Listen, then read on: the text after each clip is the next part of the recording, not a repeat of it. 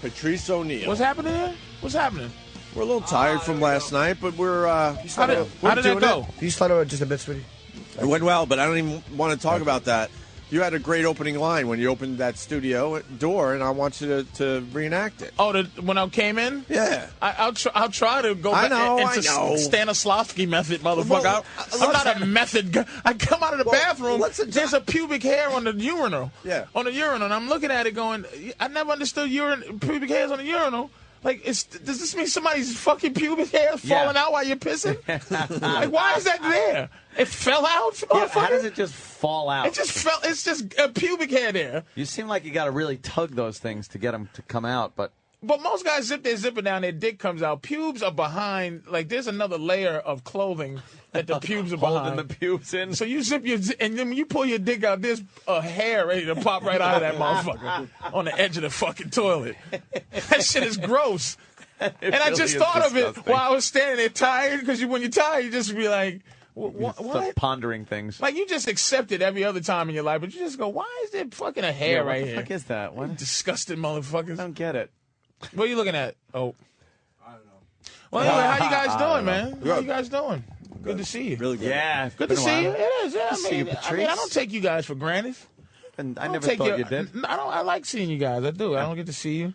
We call ourselves friends, but we don't see each other ever. We tried again, Patrice. But it's almost that's almost, look, I'm not blaming you. Did we have a good lunch? I'm not blaming you. Hey, that was a fantastic lunch. We had a great lunch, and we're like, you know what? We got to do this more often. Why aren't we friends? But then you tweeted our lunch. I'd really, like, why you tweet our lunch? The lunch became a fucking tweet. I said, me and Opie are having a moment. Because some guy, because, a couple of kids was recognizing me in the street. Couple? Look at this fucking sick piece of shit. Norton. Swine flu. Pandemic. This bitch got fucking all kind of medicine he's putting in his nose. Fucking. I'm a bit under the weather. How about having some empathy for your friend and go, hey, feel better, Jimbo. Jimmy, when did that happen? What? You weren't sick yesterday. I've been sick for a week. I don't know. I just don't complain about it. He has no defenses. I've been sick for a week. How can a guy you have no... My immune system fucking rules. I never get sick. You're missing the upper layer of your skin, and you got these girls shitting on your chest, and you know that's just seeping right through your skin. You have no... I don't appreciate you attacking my upper epidermis. I happen to have fine skin. You need to wear a bulletproof vest just to have the proper amount of skin protection. You fucking little worm. Stop it. I'm very healthy. Let's get back to the Patrice story. Now, a very good immune system. First of all, you're downplaying it. This motherfucker got recognized every 10 feet. It was ridiculous. So the guy in Sabaro offered us free food. And I go, wow, come on, man. Me and Ope had a nice, delicious little. They made us up some special stuff. The Mexicans that were making the Italian food didn't want to make us up something special. But the girl came over because the guy, bippity boppity boop, bippity boppity boop. But that guy disappeared. Family Guy, bippity boppity bippity boppity, bippity boppity. And he gave us some free food and this and that, and we enjoyed it, man. Had to sat down and. Dude, I told you I was tweeting that fucking picture. I don't give a fuck. All right. But Patricia's like Mo Green. Go on into Sabaro's. You get what you want. The dancers will kick your tongue out. No. You can have pepperoni, sausage. What he's not Draw slices for everybody in the room. What he's not explaining properly, the guy that said, come on in and eat whatever the fuck you want, disappeared. So now we're trying to explain to the other people there. Shit. Like 20 minutes. We're like, no, the guy, and then we're trying to explain what he looks like, and everyone's like, it might have been just another guy from the street. And it was just some young girl that knew because he told her. Finally, but I think his brother, he was just waiting to see if we were stealing.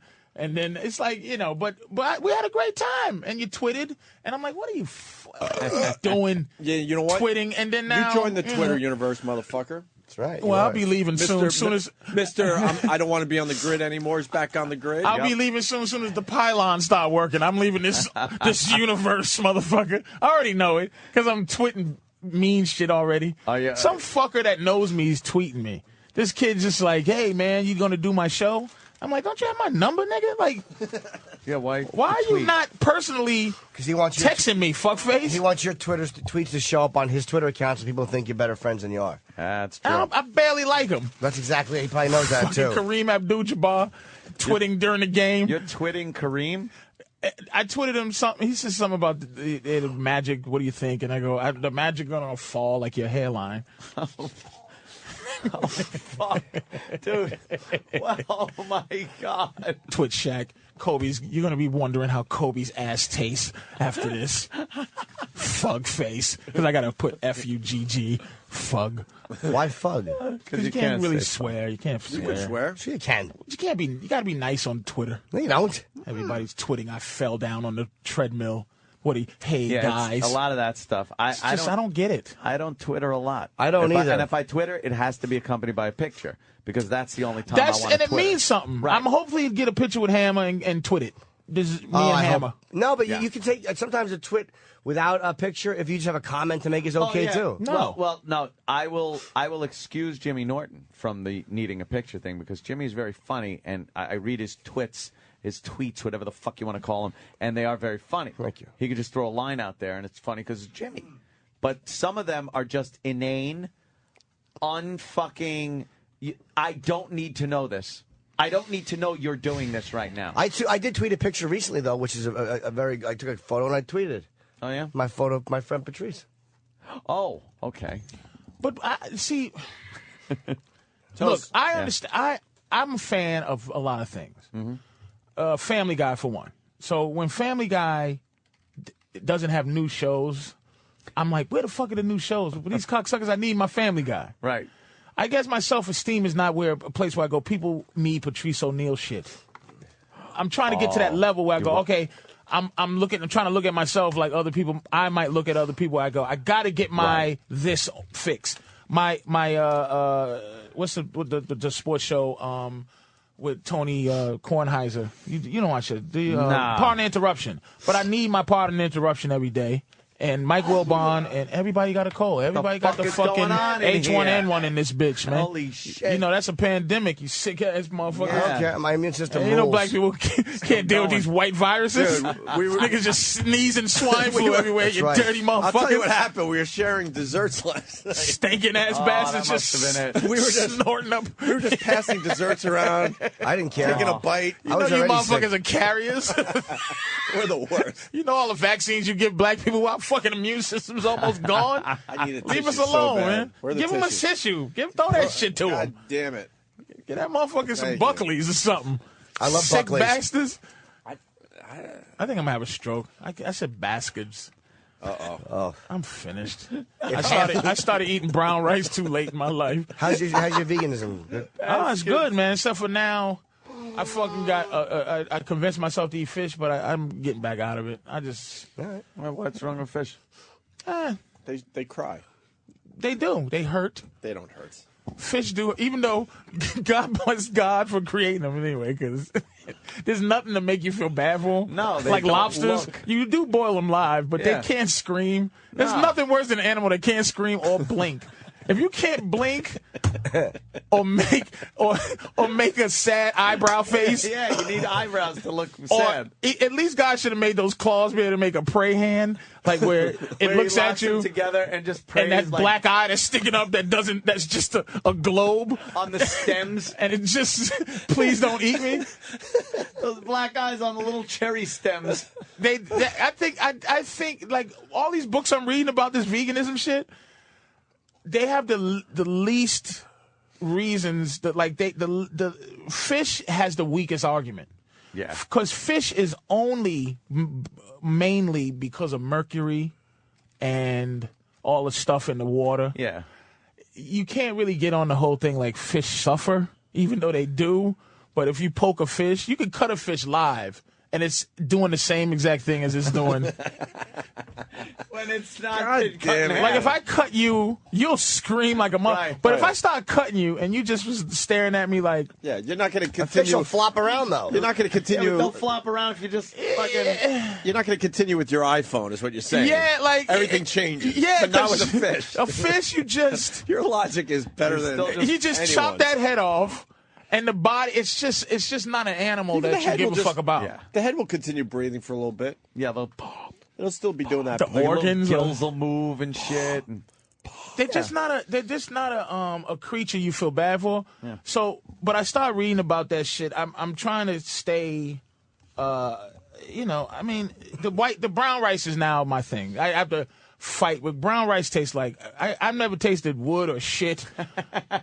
but I know brown rice wood and shit must taste like brown rice. You have to make it unhealthy to enjoy it. Yeah. Like you have to put beef gravy on brown rice or some type of gravy on brown rice.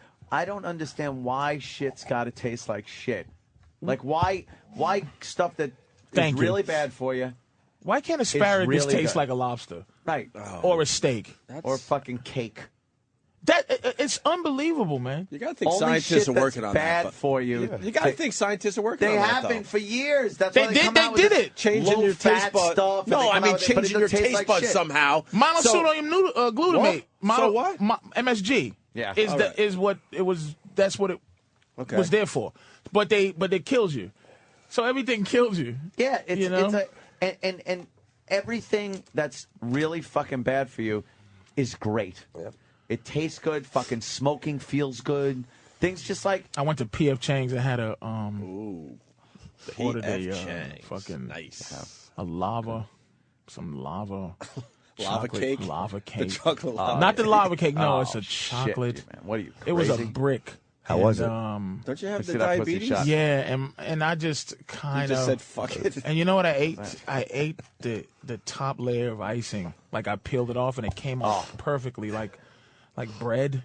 Like and picking it a was scab? It was That's just very nice, yes, right? it was just intact, hard icing, and I took a little bit, and then I washed it down with some unsweetened blackberry iced tea that they make back there. Wash this down. Wash that shit down, and it was just delicious. And I had some tofu, tastes like ass cheek.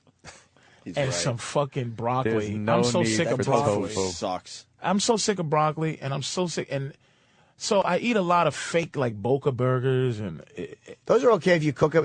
I like a Boca burger well done. What is that? It's like a meatless burger. it's delicious. Vegetarian but burger? you And get what are tired of it. the cheeseburgers? If you put some Some of the ketchup and mustard vegetarian on, those burgers are good. Yeah.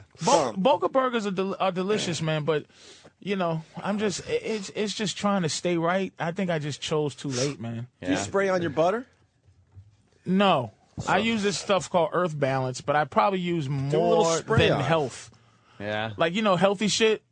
I think I use I eat 6 oranges. I ate a half a watermelon the other day. Yeah, just really? a half. And I'm very meticulous how I eat my watermelon. I eat it I half it up, eat it, right? And I scrape it and then I keep the juices at the bottom. Oh yeah. Just You make a little bowl out of it. A big cup of giant watermelon juice. I embarrass black people. If you see me eat watermelon while I'm alone, like here if I order something, it's all chopped up. If you see me eating watermelon, it should come with big eyes. It should come with D.W. Griffin should be in there just going, and they mad at me for what? It looks like a fucking 1920s poster for watermelons. I'm telling you, I'm a complete pickaninny when I'm eating. I am a fucking dirty slave when I'm eating watermelon. I'm just, it's that watermelon sound. It just, that sound. And it's all on my shirt. I'm telling you, it's hard if you see me eat watermelon by myself. That video would do real well if you want to shoot it. Fuck you. Al Sharpton would fucking remove me from the annals. Obama called me. Yeah. Nigga, what you doing? What's I'm up? like, man, it's just delicious. Yeah, what are you doing? You brought us back. I'm president. What the fuck are you I've doing? been thinking about, sometimes I was sitting there and it'll be resting on my stomach, the watermelon.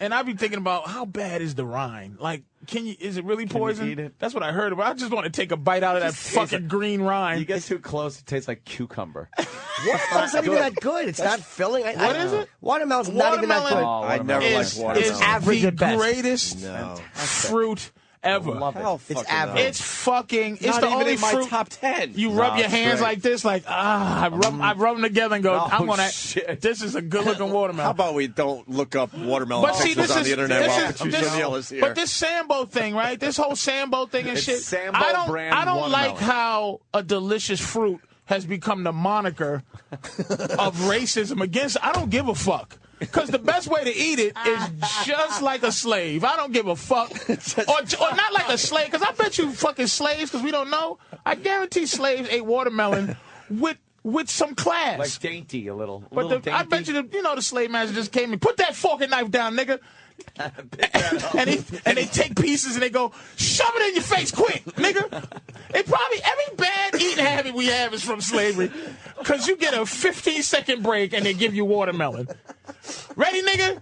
Eat those the pig's feet. Here's what we gonna do. You've seen the Petey Green video by now. Petey Green. Hold on, let me pop bless this him. up. God bless Petey Green. This is the greatest video ever. Petey Green's great. Think twice before you answer. Think twice before you say yes. He shows you how to eat a watermelon. I know y'all sitting here saying, now, look at this fool. Got this watermelon here. The reason why I said think twice is because... Give me a little air. Give me a little air, y'all. He's got newspapers. The reason why I say think twice is because I just can't understand how we as black people start eating watermelon in the closet. In the closet. In the closet, yeah. Yeah. Lord have mercy. It's called the heart. Lord have mercy. You know, it makes me feel so bad sometimes when I see my black brothers and sisters, and they'll see me eating a piece of watermelon like this here. And they'll go to frown their faces. I mean, that's despicable. But it's good. And you know the thing that makes me mad? When I go to their parties, they will take a big, pretty watermelon like this and cut all kinds of gadgets. The little balls and shit. Cut the inside. You see this good piece of watermelon here? Cut all the gut out that good watermelon and mix it up and mess it up with something else, man. And sometimes they got a notion to put liquor in it. And then after they cut them little crevices in it, then put it back inside of that hub. Man, that's a waste of watermelon when all you got to do with it is pick it up like it is. Look at it. Pick it up like it is. God bless that motherfucker, man. I don't mess it up. I walk my eyes up. Lay back. That's the way you eat watermelon. And I don't care if you was a PhD, if you was a whatever. You can't tell me cutting all that out, putting it back in there.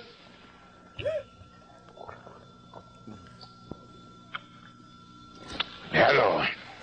It's better than here. Now, I know you're sitting home. That's an ignorant nigga. But this is a sweet watermelon.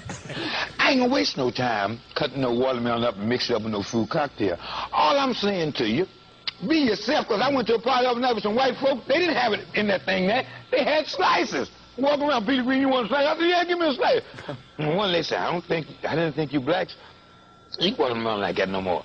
I said, look, lady, don't try to get out on me, you understand? You just want to eat the good part, want me to cut it all up and do it. And then, you know, I was mad with niggas for putting salt on the watermelon. So two Obamas. I was talking to two cold-blooded country Obamas. Salt on watermelon. Why y'all put salt on watermelon? Niggas were a man in my home say, you know I'm down that bottom in Virginia.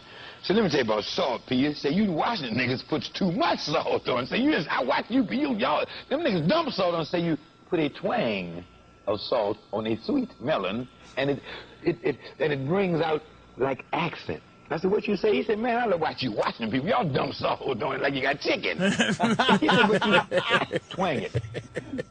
I never knew that. This guy's fantastic. But I just want to sit here this evening. You ever seen the movie Talk to Me? Know. I did. With Don Cheadle playing him? Is that who that is? Yeah. The radio guy? Yeah, Petey Green. The radio guy. Oh, shit, yeah. The movie was great. Cheadle was great in that movie. Yeah. Oh. You know, y'all niggas put two sticks. Yep. Don't do that. You get one of them big roast snares, saturated with some butter, and hit that. Be yourself. And always remember that I got it off the vine.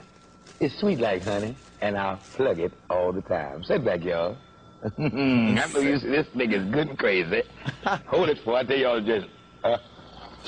I'm telling you, dude. That shit is. Adjust the color in the telephone. I can't understand what he says. You can have a slice of watermelon. It's the closest thing to meat, man. Right. To me. I don't even like watermelon that much. I get a couple It's bites. the closest Average at thing best. to fucking meat of a fruit that I don't.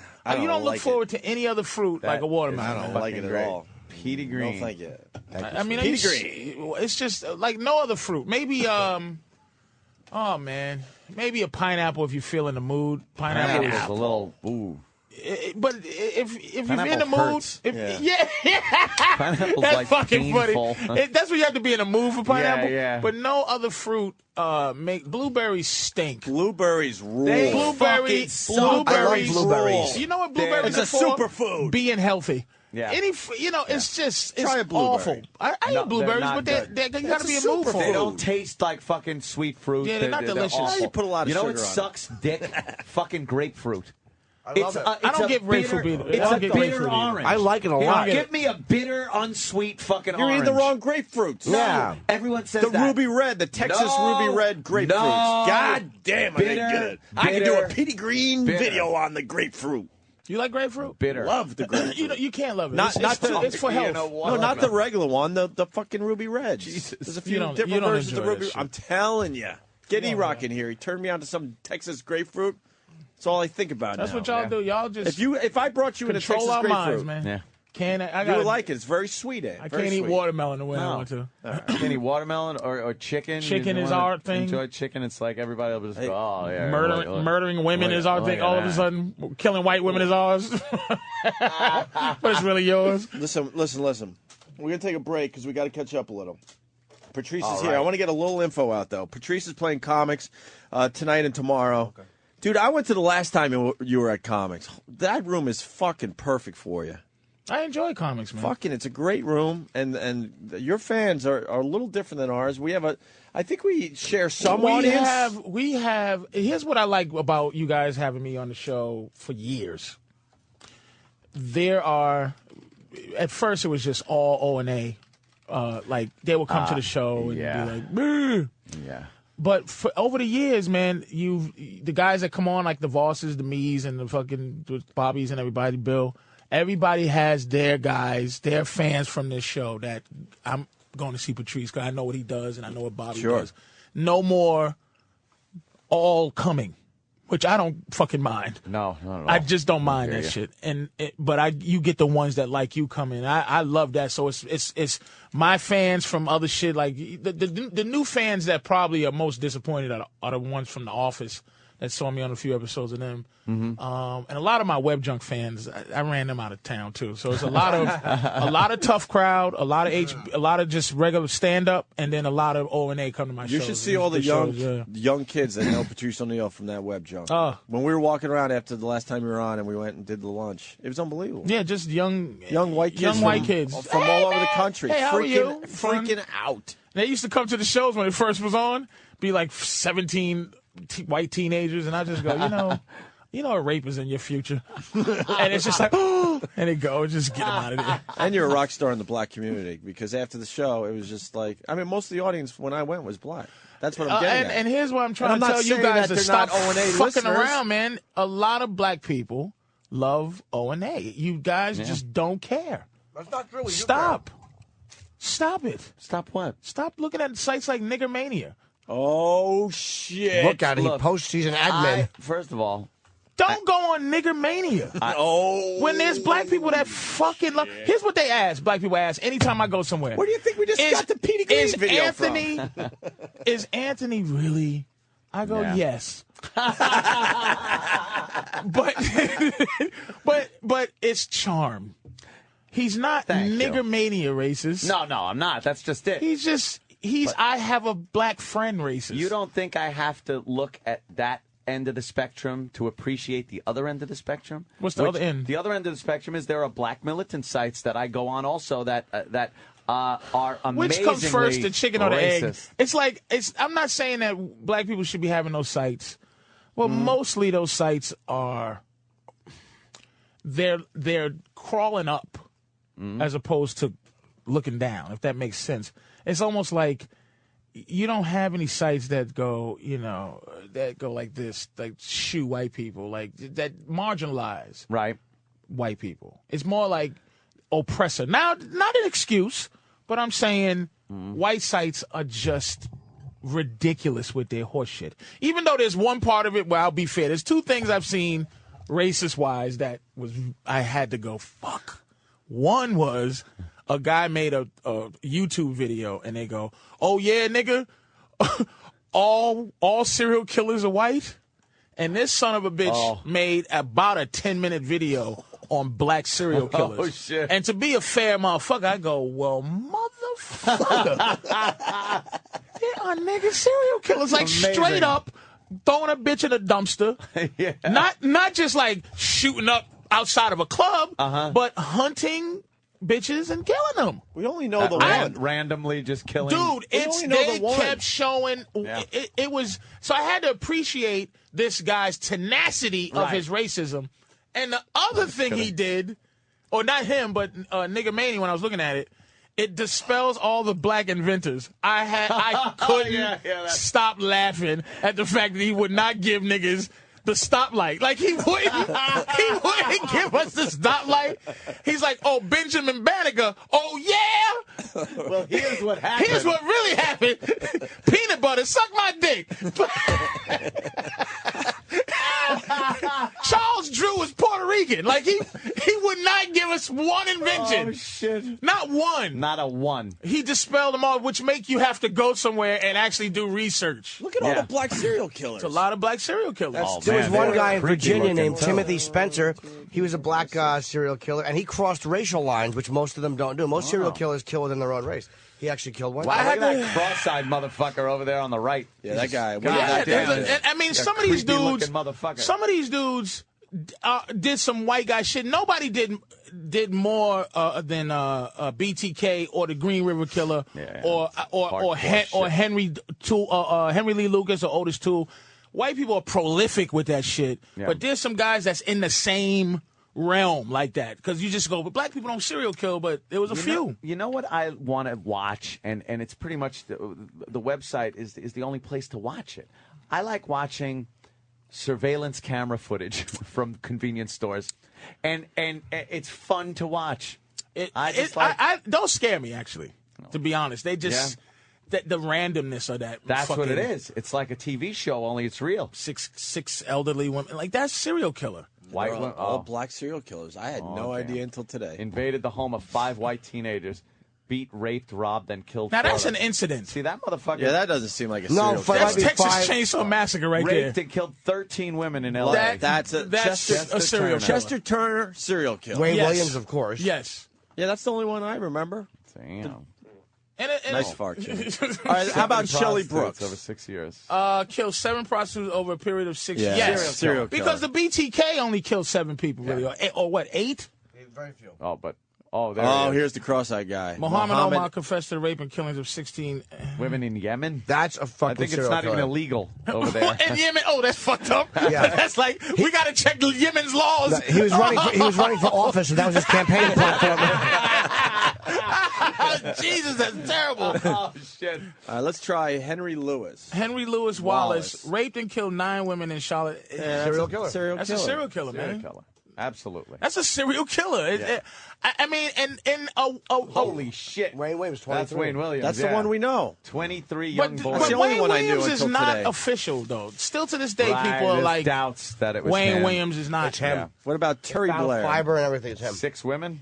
And then you have to get the circumstances, too. Yeah. Now, would you consider Richard Speck a serial killer? A mass murder, I think. He killed those women at one time. Mass murder. That's mass murderer, then. I mean, Ted Bundy is prolific also, and I think it has to be over. He's prolific. Like, the best ones are white. Yeah. But there's some motherfuckers 16, 12. Strangled 12 Lorenzo Gilliard. That is a serial killer. I don't understand why it's perceived that black people ain't serial killers. Like, that our shit. But I think that makes you seem smarter.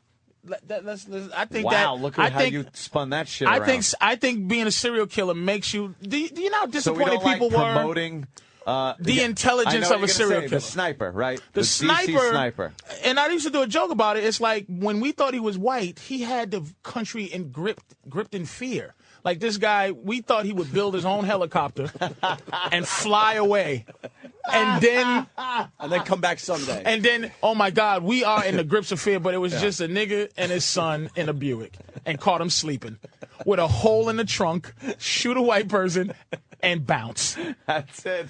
And it makes it look, I think a guy that gets away over the years of killing 20 women, 16 women, takes some bit of intelligence. Oh, when they fucking get him, like, on cold case files after 25 years, the cop knocks on your door and you're just like, what was fucking 25 years ago. Get out of here. Get the fuck out of here. But, you know. Like, they finally BTK found seems something. to be this sinister genius. Yeah. Gary Ridgway, who killed about 80 women. He's only in jail for 50. You know too much about serial killers. It's interesting to me. It is. Very. It's very interesting. If I was going to do serial kill, I would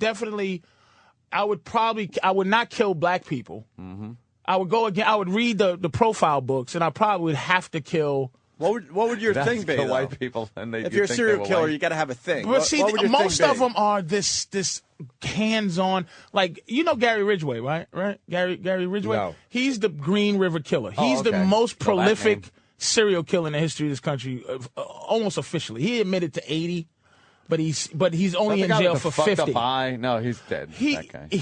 That was Otis Toole. Wait, and that's the guy that killed Otis Toole. Otis John Toole. Walsh's son. Yeah, he killed John Walsh from what you call it? The Green River Killer you're talking about. His brother, I believe, was a guy. There's a book called My Name Is Stephen about a kid who was kidnapped for many, many years, and then he finally got home to his family, and that was his brother. I believe was his brother was the Green River Killer. Was Gary Ridgway. So how I would do it, you ask?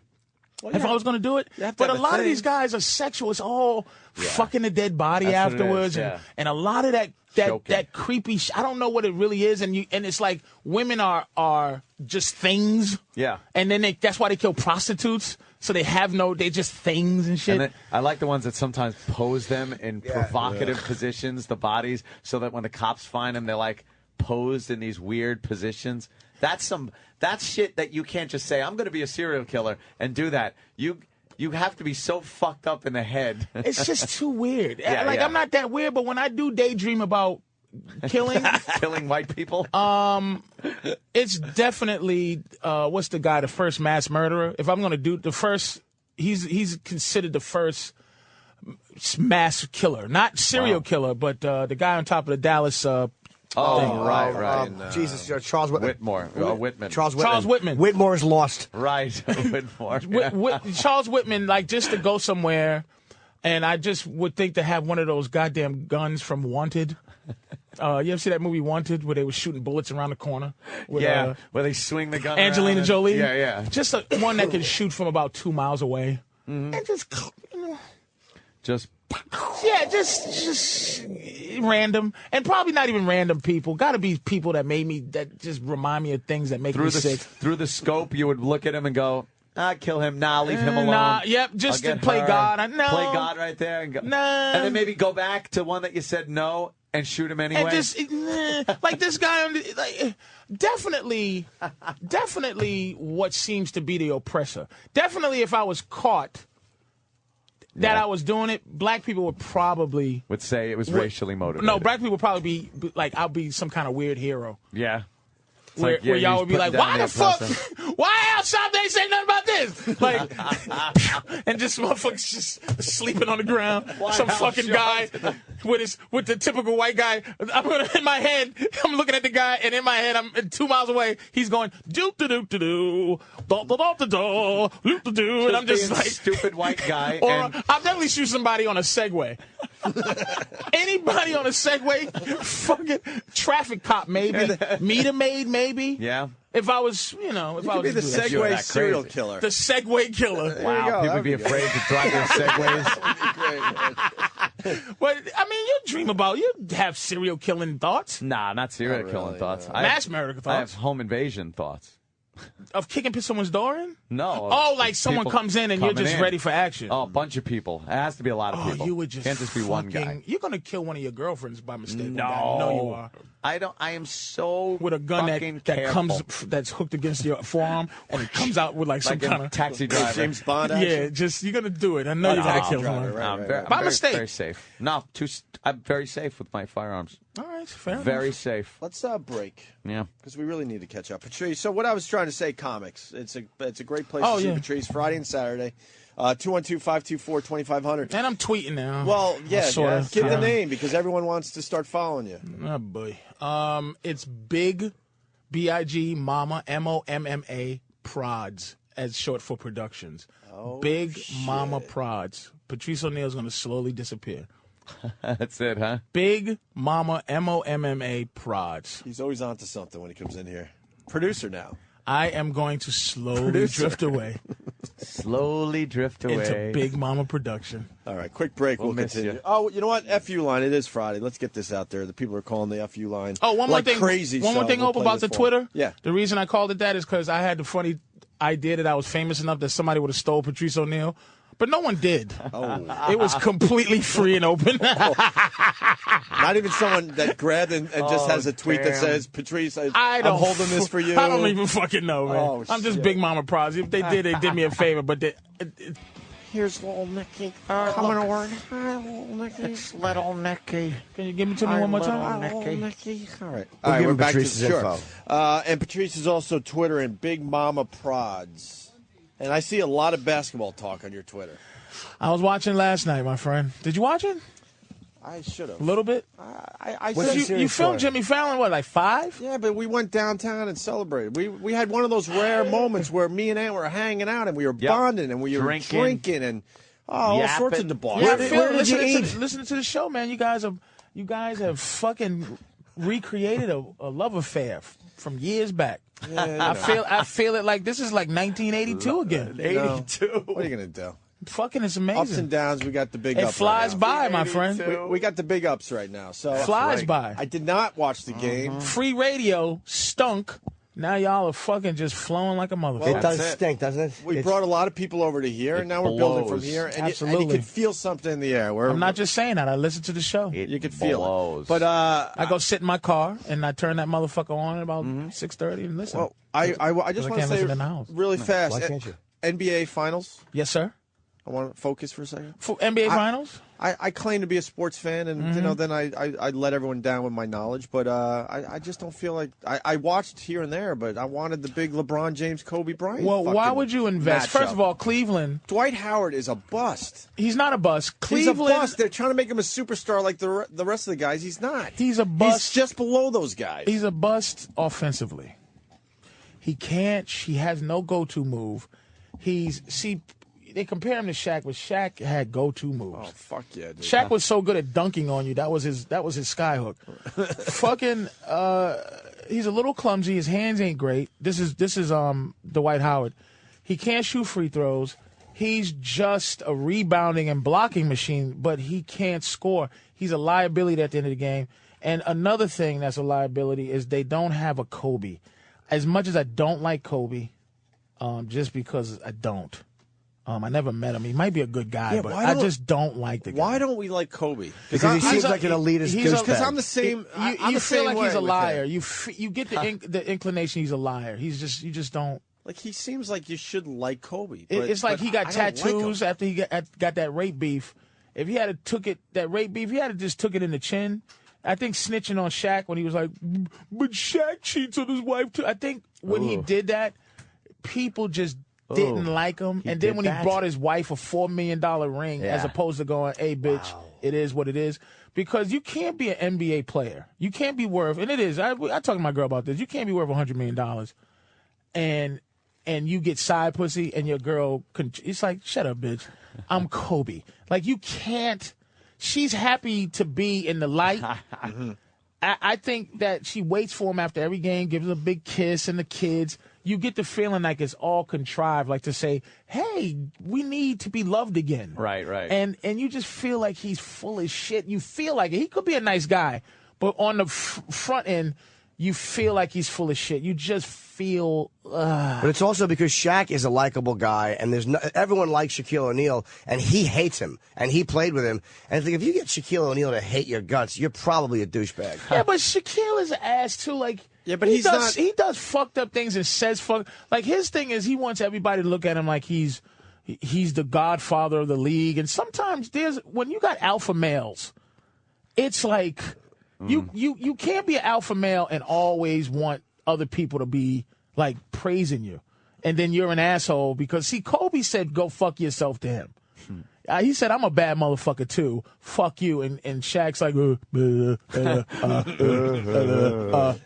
he's a, you say something about him, he flopped. Dwight Howard, this is the thing with Stan Van Gundy.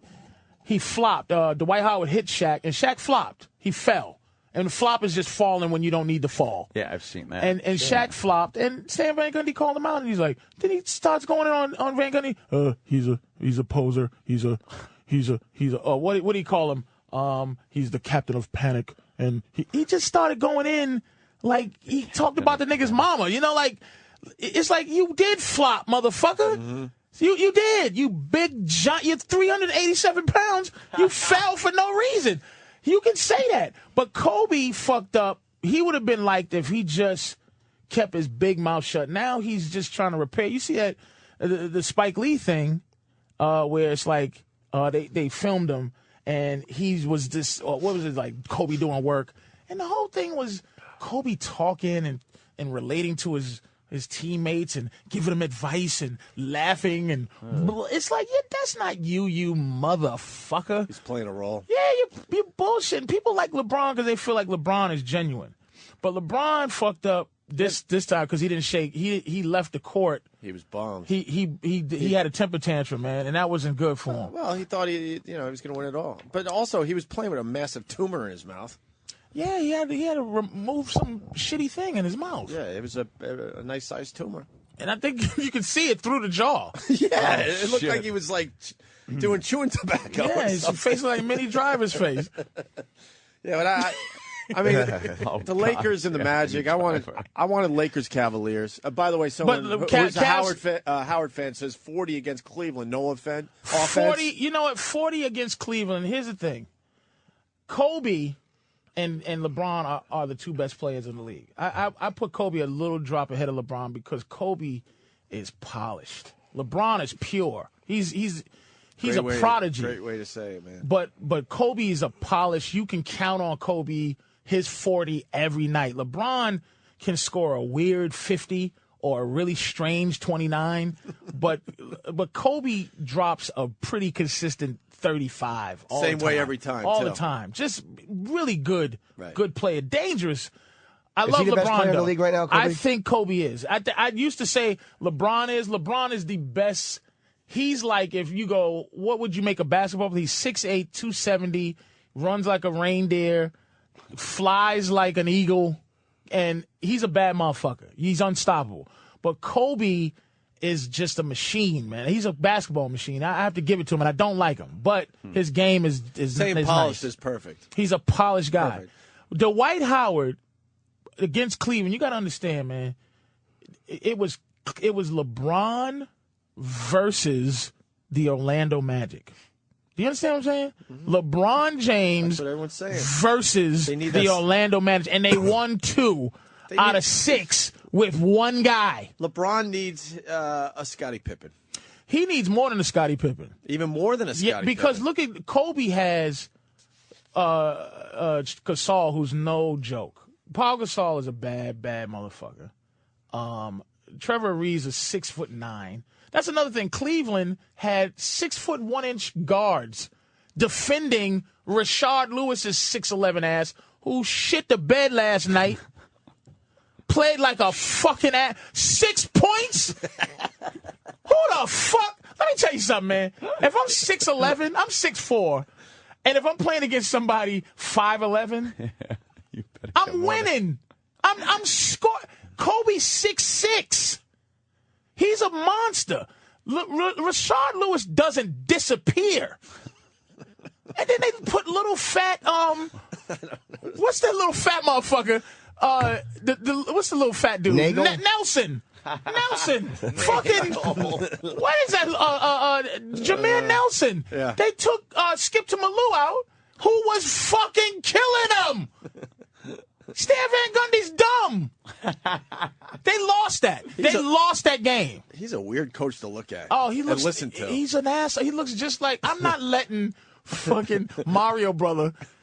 Coach. Yes, Ron Jeremy is not to coach me on basketball. Same look. Just a sweaty little man. He just looks like he should be delivering bread.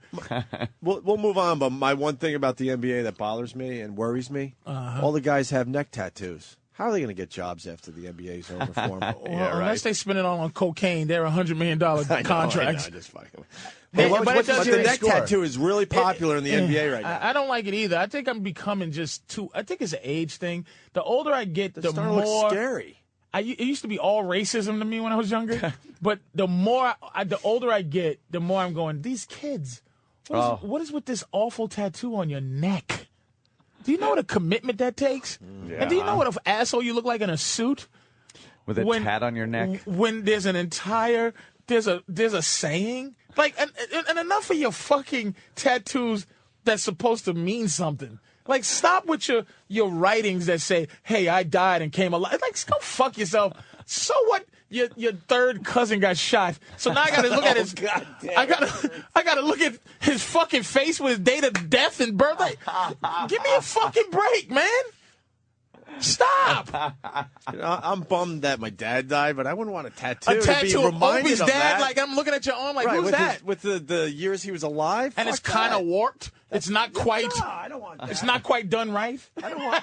Like half the face is. I don't want to see that in the bathroom every morning after I take a shower. Fuck that. Here's shit. where my mom died. Hell with no. Her face on my forearm. You know what, though? To remind me of what? That? But in all fairness, it helps the people out there. Does it? It gives them some kind of comfort. Me, not so much. That would creep me out. Nah, you just don't need it. That would creep me out. Not on your neck either. And then I'm getting tired. Tattoos. Everything has lost its nothing. Meaning. Everything. Yeah, you just. How do you be a rebel now? There's just no way to do it. They just. By doing no piercings and no tattoos. I think I would if I had the body. I think my shape is the thing that made me not. Prevent you from getting a tat? Yeah, because I have an any belly button. It's just deep. So I probably would make it a mouth or something. It's just tattoo like a little well around it. Yeah, like and I got stretch marks. I was gonna put numbers around it, like make it a little map. Well, other than that, I have nothing I need to represent. Like, a couple of guys I know have the comedy tragedy. To say you don't like that, Jimmy? No, the comedy tragedy tattoo. You don't to like say that tattoo? I'm in this shit for That's real. fucking horrendous. Yeah. Nick DiPaolo has that. I love Nick, but God Almighty, he must have got that his first year. Oh, just to say, hey, yeah, this says I'm in it for good. Really? Does it? Yeah. Auschwitz? Take your fucking brand of what you do. Auschwitz. That's true. You don't see garbage men with that, like fucking with a truck with a bunch of fucking bags in it. That's what I do. That's who I am. That's who I am. The radio guys.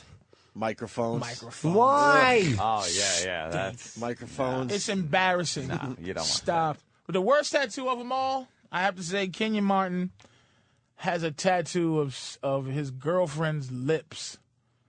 She kissed something, I guess, a piece of paper. They drew it, and he had it tattooed on his neck. shit. And it makes me sick. That's lame. It's just Exactly. At least put it on your dick. It's just pronounced love gestures sicken me. It's just fucking sicken Why, me. Patrice? Just here's some flowers, bitch, and a check. Like, please. You're not a romantic, are you? Nah, man. Because my Girl listens to our romance is show every day, though. Oh, my girl's a soldier, man. She loves all this shit. She loves it. She keeps me. She got me into Twitter a little bit. She helped me a lot with it. Like, she's like really into going, good morning, Twit family. Yeah. Ugh. I look at a dumb tweets. Hi, Twitters. Says hi to her tweeps. I'm not big. Aren't they called tweeps? I don't know what but here's Twitterers. It just gives her a friend, and I don't want to do anything to stop her friendship from anyone. It's just she's so happy to be friends with somebody because I'm such a bad friend to her. All I have enough is to be a man. But we had a big argument the other day because she helped me start my Twitter. And then the girl next door, Angela Yee, who does the Shade 45, she helped me like really put the Twitter together and got me a bunch of friends. Like all these friends is like she started it. So I was like giving her credit, like, go right. Man, you're the best. Oh, damn. And my girl's like, you didn't help me. What's that mean? And you didn't tell me. And I'm like, bitch, you're in my life. You're supposed to help me with my fucking Twitter. Because you're supposed to wash my dishes tomorrow. Your job. And I'm saying your job is to help me do shit, and my job is to help you do shit. So shut the fuck up, asshole. Let me jump in. I don't want to lose this phone call talking about tattoos. Here we go. Tim in Wisconsin. Tim. Hey, what's happening? Hey, Tim. You guys were talking about tattoos earlier. My cousin, she got pregnant by her boyfriend I'm sure it wasn't planned, but she ended up she got a miscarriage, so she tattooed what the baby's name was going to be and some dates on like her arm or something. What did she put? What were the dates? 5 o'clock - 5:30. Yeah, I don't know. Oh my God! Oh, talk about wanting to be a victim, you know? Wow. Yeah, that's like. Why would you want to be reminded of something like that? That's just pathetic. She just wants to be a victim. She wants people to ask about it. You know what? You make a good point. People do want to be victims. I respect faded out tattoos. Thanks, Tim. You know, you get some like guy, old fucking old Marine, Navy guys, Navy. Some merchant Marine with a fucking pair of tits on his arm that faded. the Can't fucking even tell. shitty. Yeah, the tits are lopsided, Yeah, one it's small just- and and bigger than the other. A big blue blur. A mermaid Some with bitch tits. with a fucking butterfly on her ankle just to say I'm a little bit crazy. Well, the guys, the guys that got their tattoos in a port overseas instead of getting it at the local strip mall. When you were I driving. respect that. Right? In a way you do. You I respect got this that. when I was in fucking Hong Kong or whatever the fuck. I remember this one. Right. I mean, you know, you can get tattoos. I'm not against them, but it's just like you can't get them if you're somebody trying to just make a statement. It's just easy to have a. That's why I respect old gay guys because they were gay.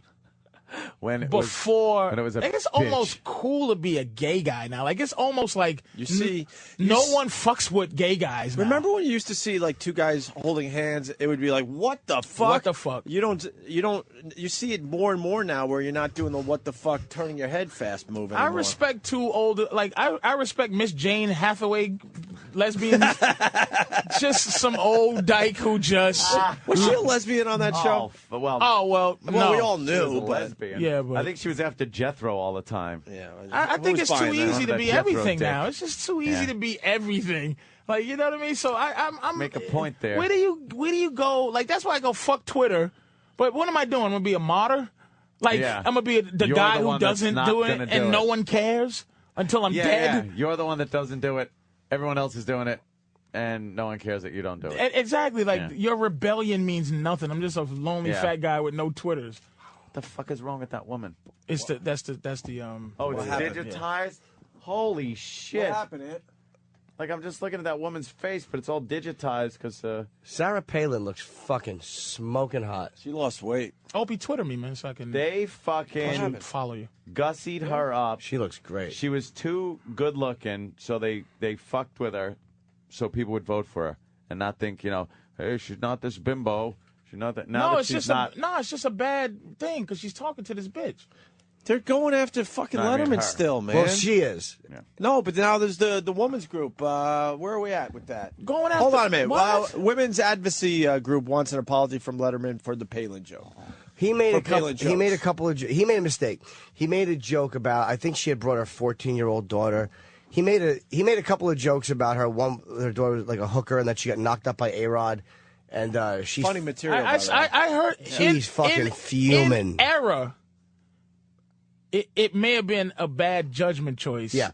But it was funny. Yeah. And it has context to it because Right. her other daughter is an unwed fucking mother. Well, they're focusing on the fact that the wrong daughter was in town, but if you're like a joke writer, for Letterman, Palin's in town, okay, what can we do with Palin? Yeah. That's all they're thinking. They're not looking at the itinerary and Right. saying, she's here with the younger daughter. But they're It's just discredited. Palin material they're going for. They're in general. discredited because they went after Obama for the retard thing on Leno, and I'm like, eat my ass. Like, why would you? I'm not gonna fall for that banana in the tailpipe, man. I'm not gonna be upset when retard doesn't mean some fucking kid who it doesn't mean simple Jack. It means dude, you're a dick. It means I'm a dick when I'm an asshole when I bowl. Yeah, you I'm a fucked something retard. up. You're a retard. Look at this one. I mean, fuck. What was the headline? There's a 700-pound bitch on Oh, TV right my now. I know, but you got to God. see what the story's about. A 5 girl. teens accused of brutally Yeah, but they just attacking. showed the crime, and I can't remember now. She was beat up, burned with burned, cigarettes or something. and then they cut her hair off in a Chicago park. Face and scalp were burned with cigarette lighter. Are these the girls that did it, or are these the girls No, that had it it must happen? be the ones. Look at her, big fat lonely girl. She probably got beat up. It's amazing what they're not pointing out though. Oh, okay. Is it racial? I know. I actually might be. It's some black girl. White and black beating her up. I can't tell. I can't That tell. skinny one, boy, is on top of this big mule. Yeah. And they just cut her hair. What'd she do? I don't know. Probably just was her. But the thing is this: when David Schuster made his comment about Chelsea Clinton, and they crucified him for it, he got suspended for 2 weeks, and he should not have gotten in trouble for that. And it's just the same thing happening to Letterman.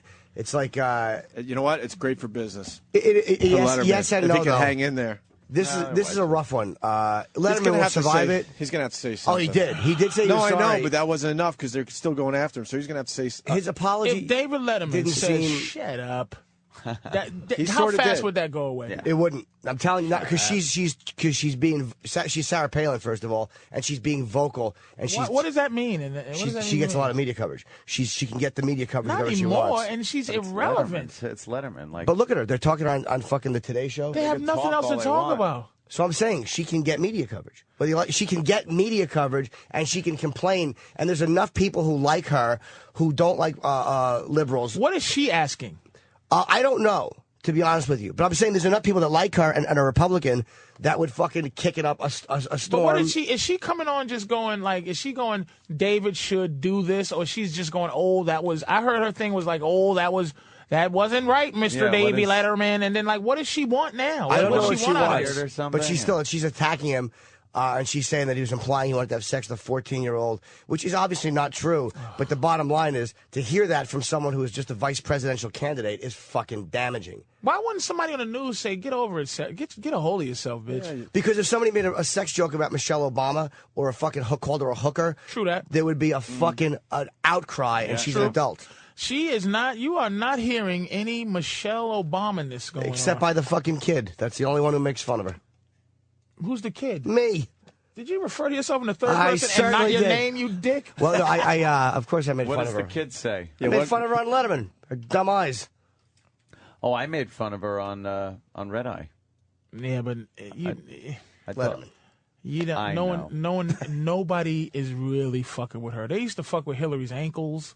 They used to fuck with the fact, that she had a lot of pressure on her. And also Sarah Palin, they ruthlessly dogged this bitch. Yeah. And no one really... Do you think Palin's going to be a player? No. No way. The Republicans are leaving her. No. Of course not. She's goofy. She still gets a lot of coverage. They attacked her because she's hot and she's against abortion. She's like a conservative Republican, which just really annoyed people, I think. I got to go to the phones again. Another tattoo story. Tom in Jersey. Tom. It's John. Well, I don't want to bring the show down, but I'm like a walking memorial for my wife. What happened? We lost technically 5 babies in 1 year. So Jesus. How? I got my whole back is tattooed up. What did she have, septuplets, and she miscarried? How did you lose 5 babies? She had quadruplets and carried them for 6 months, and they lived for like an hour. And then the first baby she lost after 3. And now you got all these dead babies on your back? Yeah. Jesus. No, he's saying it. But now, do you have kids too? Do you have other kids? Yeah, now I have a set of twins. Wait a minute. So you guys are doing that turkey baster stuff, huh? Yes and no. There was a lot of medicine, but now, do you got little faces on your back? No, I wanted to get that done. Oh. No, I got it's all crosses. Oh my! Like, you got a little cemetery on your fucking back. And that's just. And can I ask you a question? What is that for? Like, what is the absolute ending purpose for that? It's not like closure. It's just it's just something that reminds you to keep going. Hey, you can't. And plus, look, I don't know what it's like to lose a baby. So it's like you're kind of bringing them with you everywhere you go in a weird way. It's not, you know what I mean? It's like they're still here in some way. Yeah, basically, yeah. Yeah, who are we to say if it helps you out? Yeah, if you lose a kid, that's fucking. No, I'm not judging it. It's just like why? Like I could just say for myself that would be rough to do, but I mean, if it helps people to move on or move forward, you can't. It'll feel better. You can't get a tattoo for everything, No, like now the two that are living, I got their footprints in a special way. I had to get their actuals. Enough with your fucking tattoos. You get something fun next time, sir. Yeah, go for a fun tattoo. Get like a skull. How about a mermaid blowing a demon? Something silly. Christ on Actually, a pony. Get a koi. I might get a wow sticker tattooed to me. Good boy. Don't. Now we're talking. I've seen a couple of tattoos of my signature, which was very odd. Guys have had me sign their arms, and they send me a photo of the tattoo that they got with my name signed on it. You fucking secretly love that too. Who wouldn't? Fucking egomaniac. I think it's would love crazy. that, but it's bizarre. It's bizarre. It's bizarre. It's not a tattoo. Look what I did. It was just a Sharpie. No. They didn't. Yeah, come on. No. You gotta sit through the pain. All right, Tom. Thank you. Thanks. I want someone to tattoo my name on their face. $10. And the thing is, somebody might do, you hear it and you go, and somebody has that kind of shit on them, and they go, you think that's, it's like, look, man, that's for you. Yeah. Like, don't force me. Let me tell you something. If he showed me his back to make me feel, I'd be like, all he can expect is lies from me. Like, yeah. And I'll be trying to figure out how long to. It's like, that's your fucking situation, man. Damn, that's. It ain't got nothing to do with empathy or anything. It's just, what the fuck do you want me to do? Is that real? What is it, Ant? The tattoo. This cruddy bitch with a dick on her chest. And it says dick sucker. She's probably a hooker. A dick going right up her cleavage. What a cruddy mistake up that to is. her neck.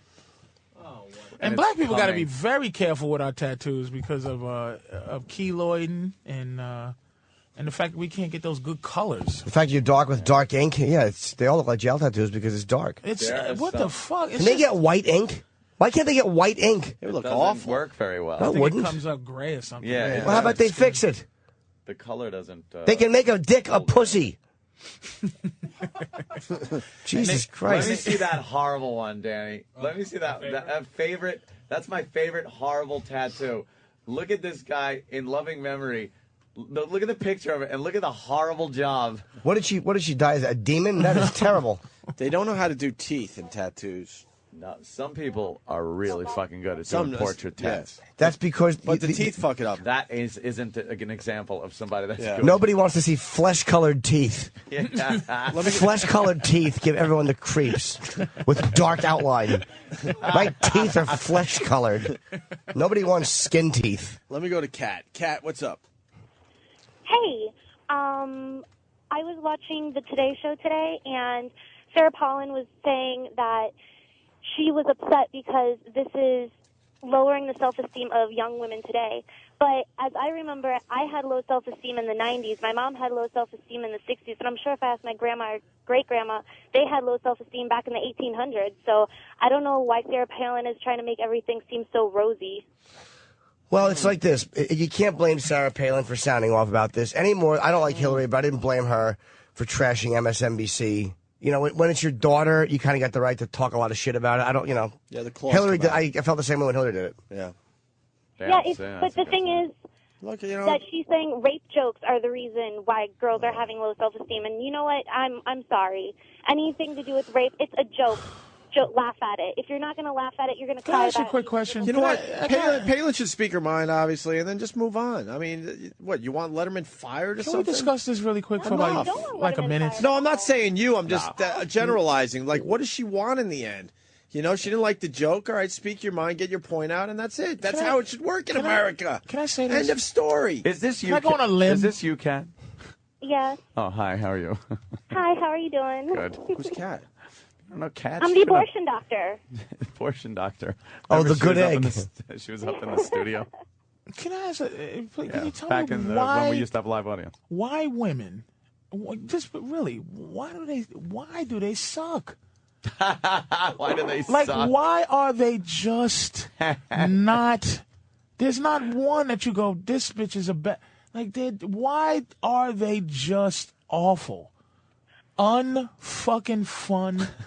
Not interesting. Wow. Why the fuck are they awful? Why can't I watch women's basketball? Why can't I listen to a woman rapper? Women singers I can get with. Yeah. A good woman singer. Other than that, what the fuck? You don't like Lil' Kim? Come on, I like Lil' Kim. Stop it. I do. She looks like Mickey Rourke now. What woman's sport? What woman's sport would you watch? I watch women's volleyball for the jack off reasons. Yeah. But what woman's sport? Athletically? Yeah, what would you watch that women Darts do? Or pool or bowling. I'm trying to think. Would there be a sport I would watch for the if it's not sex oh, appeal? yeah, you got to take that out of Boxing. I'd love to see two chicks None. fucking duking I'm it out. think. None. The WNBA? MMA shit, kickboxing. I watch I'm those. going to tell you why. Because they're always trying to do it like men. And it just looks like inferior. It looks like children. It's like Olympic stuff. Yeah, they can it's do. just they can do Olympics. Anything they do that running is good to watch them run against other women. You know what's pissing me off about the NBA Finals, and we've talked about it on this show? The female sideline reporter. There's a million NBA guys that would love that gig that aren't playing anymore, that know the sport. And instead, they go to the sideline, whether it's in a football game or a basketball game, whatnot. Well, let me ask you, what's the problem with the woman sideline reporter? That's my question. There's something just wrong. Because I want to listen to a guy that might have played. You know what I mean? But see, the argument is they know what they're talking about and they know what questions to ask. But it's like Craig Sager. What's the difference between how he asks a question you know what? and how a lady asks a question? I'm not a fan of his either.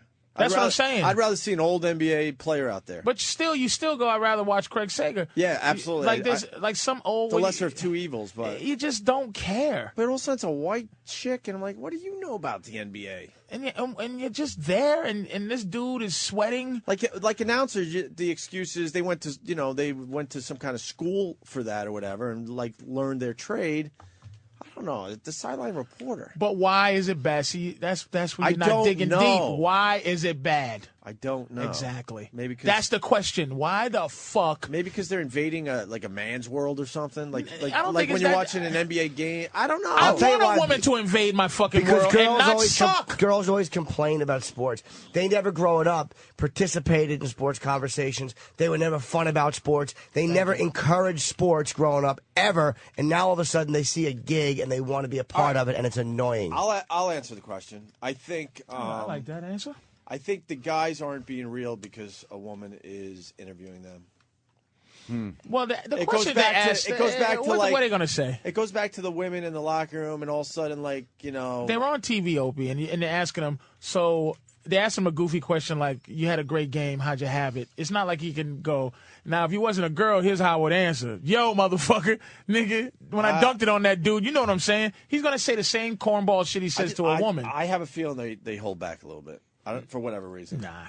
They're corny because it's on camera. I think as a girl asking a question, a woman asking a question, you don't feel like she gives a shit about the answer. Like, she's only asking because that's her gig, and she got that gig because she's a woman and complained that she wanted the gig. Whereas a guy's asking, that's in your life, you have guys that go, how the fuck did you do that? And you go, right. In real life, a chick never comes up and goes, how did you fucking steal second that good? Or how did you hit that free throw? It just doesn't happen. You almost feel like she doesn't even understand the questions she's asking. That's why I love Charles Barkley. You know, Charles Barkley is one of the biggest womanizers. I didn't know it until recently, where he goes against this girl doing push-ups, and she's like serious, and she's doing good push-ups. She does about 34, and so Barkley does 35 just to beat her. And then he's laughing at her. Hurting 35, though, right? Nah, the last year was he's good. He's a strong guy, man. And at the end of the day, right? Kenny Smith goes, "Hey, Charles," he said to him. He goes, "Charles, how come you don't buy women watches?" He goes, "Because there's a clock on the stove."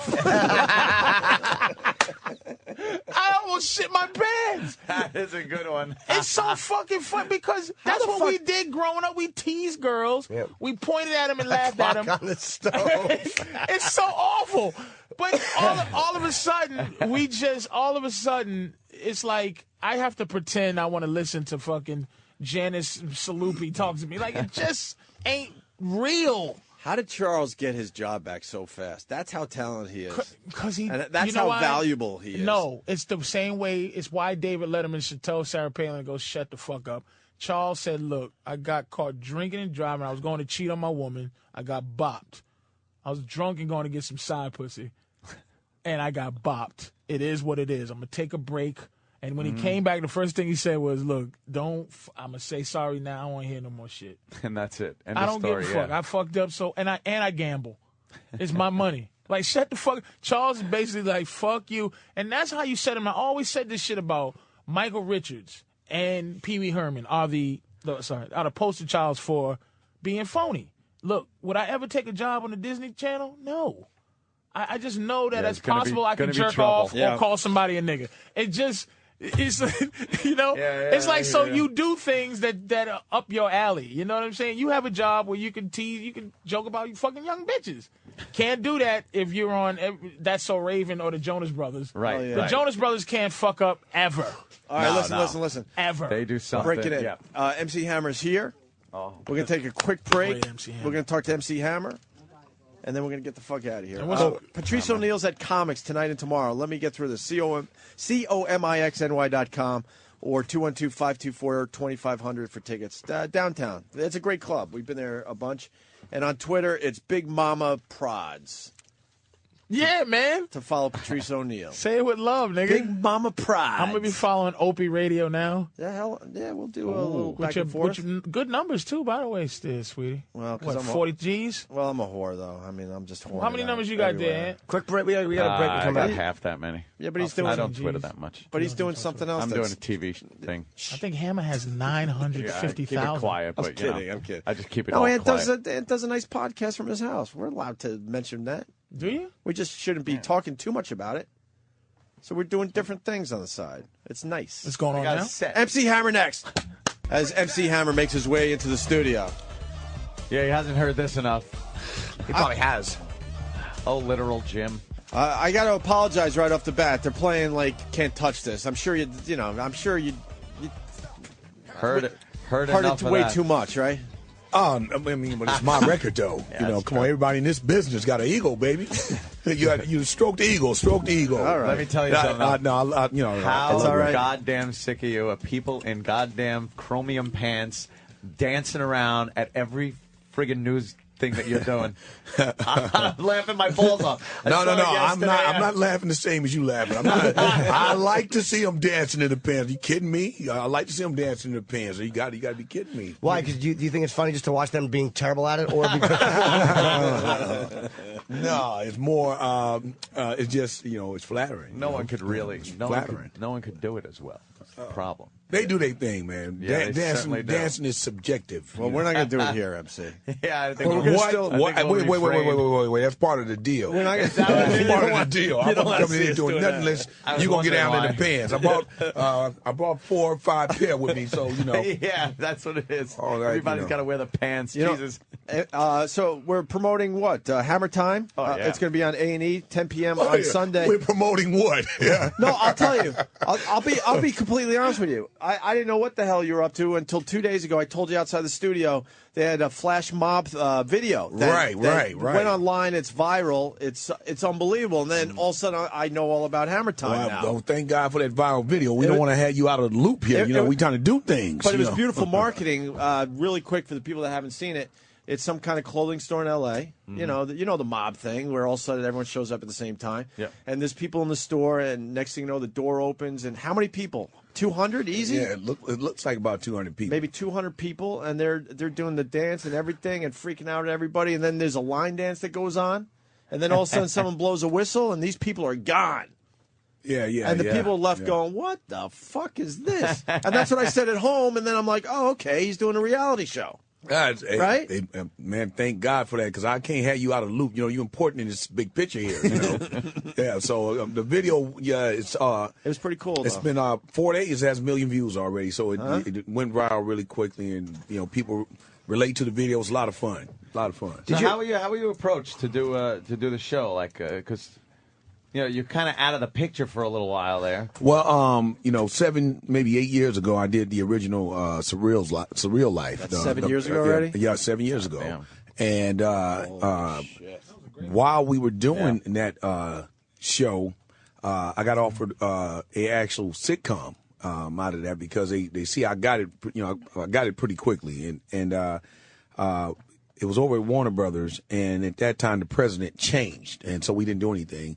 And but the guys who did that show with me ended up becoming the biggest producers of reality TV in the business. So they ended up doing the whole block for VH1, the Flavor of Love, New York, all the same guys. They Abrego?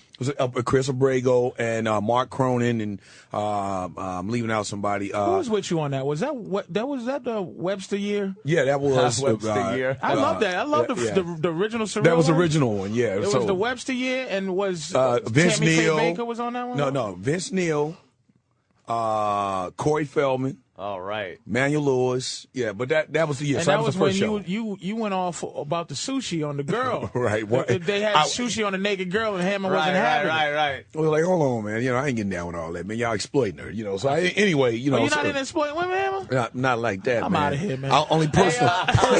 Look at personal. No, I ain't in that. I'm not. No, I don't believe in that. You know that. Well, we exploiting the women. One But anyway, one of those videos we were just watching, though. Except for 357 back in the day. I'm playing around with you. I'm messing with you. What they doing? What are they doing? Wait. And the two big MC, what are they doing? Okay, hold on. Chain of thought, man. Hold on. Don't digress, man. Keep chain of thought. Focus, man. Y'all focus in here. We've been wanting to say that to Patrice for years. Thank you, MC. Hey, no, so I'm only saying that to Tell say. him to breathe, too. Because that will help the show as well. I just wanted to see if he had another two big MC. I thought I'd try to be that. I love two big MC. We hold auditions for that right after this, and you better be ready since you put it out there now. But no, so anyway, I made a decision that I wouldn't do reality unless I had creative control. Unless I could be executive producer, creator of the show, I wouldn't do it. So I got offered shows for the last 6-7 years all the time. I said no. And about a year and some change ago, Andy approached me and they gave me a call and said, Hammer, would you be interested in doing a show with us? We've been doing some research, your demographics, blah, blah, blah. And I said, under these circumstances, these parameters, I would be interested. And we cut the deal, and it still took another year to get the language right because I wanted to make sure that the language is right. So that's the genesis of how this show came about. What is it about you that makes you, people are fascinated by you. There's been a lot of rappers who have been successful, who have put out a lot of albums, but people have had a long-standing fascination with you.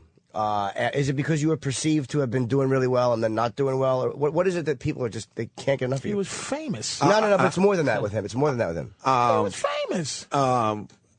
No rapper was famous. No, people are not. People don't want to see LL Cool J. I'm letting them go back and forth. Work it out, guys. Work it out. Let me answer this for you. Work it out. Go ahead. Work it out. Work it out. Work it out. But of course he was. That's why I said there's been a lot of rappers. I didn't say you're the only guy that ever do that. But there's been a lot of rappers. No, so I'm saying, not famous. Nobody's asking KRS-One to do a reality show. Because KRS-One wasn't famous. He was famous, but not as famous. Famous. There's no such thing as famous. Hammer had a show. He had 100 guys on. He wasn't a rapper. He's right in here. terms of exactly. He's not dead. I'm letting him work it out, man. Work it out. Hammer, you wasn't a rapper he was famous. That's what it was. He was famous. Yes, he was famous. Hammer was the first famous rapper. No, he wasn't. There was he was very else. famous, but not the first. Run DMC. They weren't famous? They weren't famous till after, I would argue, till they after were very Walk famous. This Way, but he was... Oh, wow. LL Cool J was famous? No. Mainstream fame you're talking about? I'm talking... Fab Five Freddy, motherfucker. I'm just saying, it was a phenomenon, dude. FC Hammer's just going to watch us argue now. So, hey, at any point, you guys, if you know... What's your opinion on the matter? Would you consider any other rapper to be a phenomenon like you, Hammer? You a phenomenon. That's not... if you could stand on the outside and look at not you. It ain't my... I should say, it's not my style to compliment... I don't want to fan my own flame. But what I'm saying is, by the way, for the first time, I even address my perspective on all of it, from a business perspective, I did it with allhiphop.com and video-wise, and they're going to release it this weekend. But I actually put everything in proper perspective for the first time, and I articulate some of the things that you are saying from my perspective. So, the third person, the Hammer thing, at one point, second album, keep in mind, my first album sold 3 million copies. So when I became a quote-unquote popular artist, there was a foundation that was laid already of triple platinum album, and I had already gone from an opener to a closer on my first album. So it was not like I came out of nowhere. With the second album, when I hit number one in January, and in the summer, in July, I was still number one. You have to really put that in perspective. Just understand what you know about radio. Records come out every Tuesday, and there's a staff of people who are responsible for getting records to number one, and that's their job.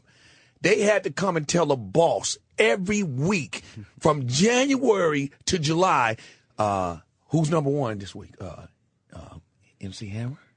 February. What was the big song from that album? Jesus. Well, I'm going to make a point. So we go all the way through that. So I picked up a lot of competitors and enemies along the way. Marketing budgets.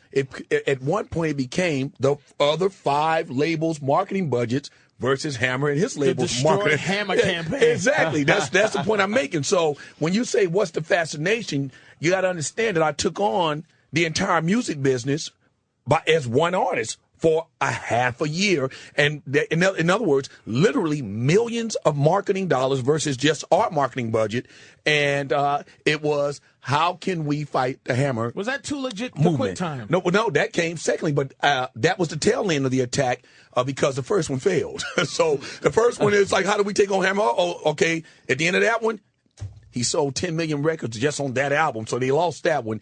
So with the Too Legit to Quit album, they started early. So it was like... that was a third album. That was a third album. Oh, that was before the destruction. Too Legit to Quit was after the destruction. Wait. I know where you're going. What was the hit off the second album? That's where we're all lost. That was Can't Touch This. No. Yes, it was. Second album's Can't Touch This. What was the hit off the first album? First album sold 3 million. Turn this mother out. Let's get it started. Ring them. They put me in a mix. All the records came on my first... I had 6 known records off my first album and 5 videos. So, so when you ask what is it, it's a lot. It's a lot. If you just put on a Hammer mix right now, you're going to go through 20 songs that people actually know. Mm-hmm. One just is so far above the others, but there's 20 songs that I do in concert. My song Adam's Groove from the Addams Family movie. Holy Mother of Jesus! I forgot about that one. Oh, yeah. That song. I forgot about that monster. That one itself sold, and I quote, 4 million singles. Just that one. Jeez. Just that song. Wow. And that's off the Too Legit to Quit. Did you see his first video? The one that was shot. The one that put him on the. Yeah. It was shot like I think Turner's Mother. No. What, Too Legit? The one that was shot looked like it was shot like an unfinished construction site kind of thing. It was real raw. The one where you Oaktown 357. Oh, that's off the first album. It wasn't. I forgot, but it was. It put him on the map. It was like. So just to put that in perspective, keep in mind this all began in '88. Yeah. So that's the other thing that you have to understand. From '88 till '95, my last hit of that run was 7 years later, which was my worst album. It only sold like 1.8 million, so it was a real bad time for me. Bumps in the rumps? Exactly.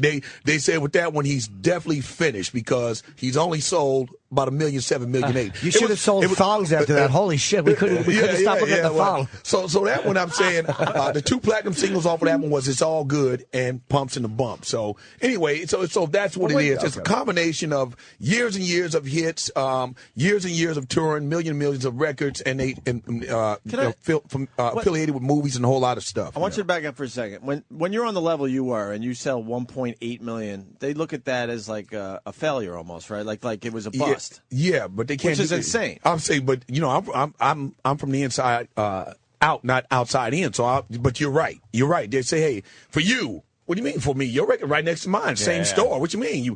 Here they come. For you, MC Hammer, it's another hit, obviously. Yeah, I'm saying billion of anything is unbelievable. But when you're on the level you were at, they're like, it was a flop. See, he's done. Yeah. Well, you can't fool me with that. You're done after selling 1.8 million. That's ridiculous. Right. Well, and I knew that at that time because I know that. I mean, right. Your record is this is the argument I always have with anybody. Wait a minute, did you make a record at the same time I made one? Okay, did you put yours in the same stores? You did. Oh, same aisle?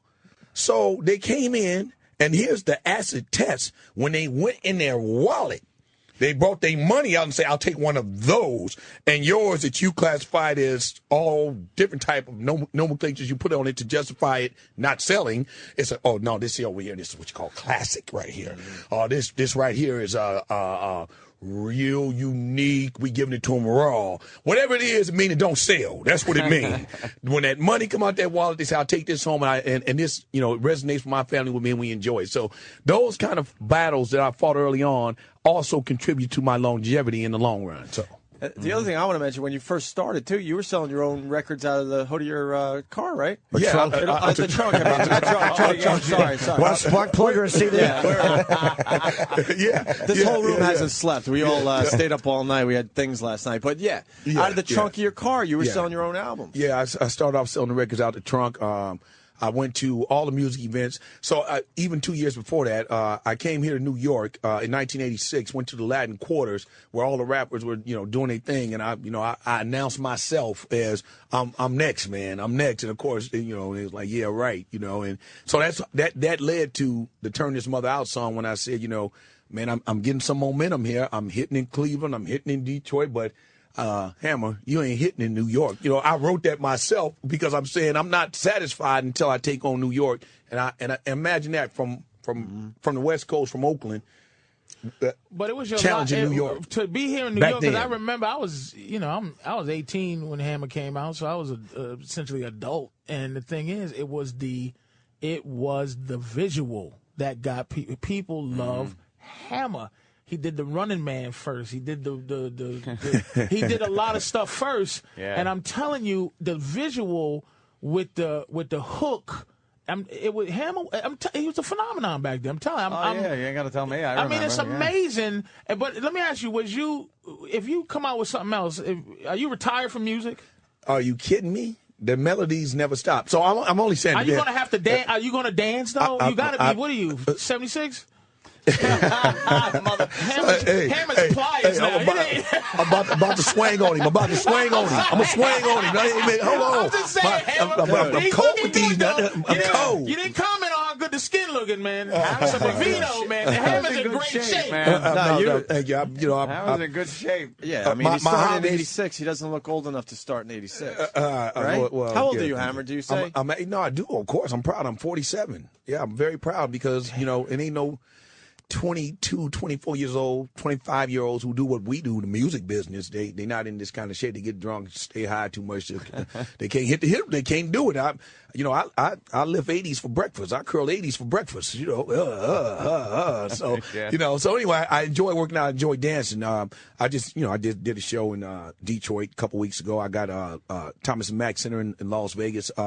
June 20th, 5 days weekend. I perform all the time. I must say, it's not pathetic. Like you see, you might see an old Temptations reunion. Hey, leave the Temptations alone. It's not like Hammer. You did something where you had a fur coat on something. You just did a little cameo. I think it might have been BET Awards. 25th anniversary. And people get mesmerized. He can't a little fur coat, and he only did a little hammering. Yeah, just a little bit. And it wasn't pathetic. It was like.